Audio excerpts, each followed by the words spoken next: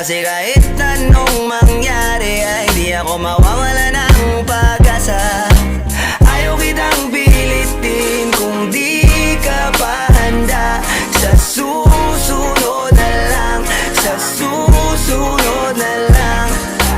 Ayaw ko na bibitin, kaya mabuti pang ako'y uuwi na lang.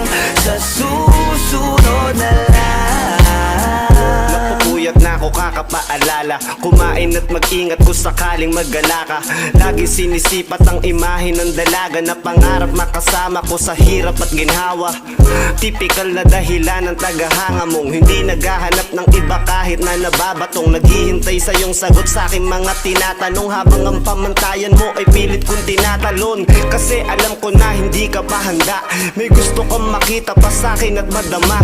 Kaya eto ako naghahanda kung madapa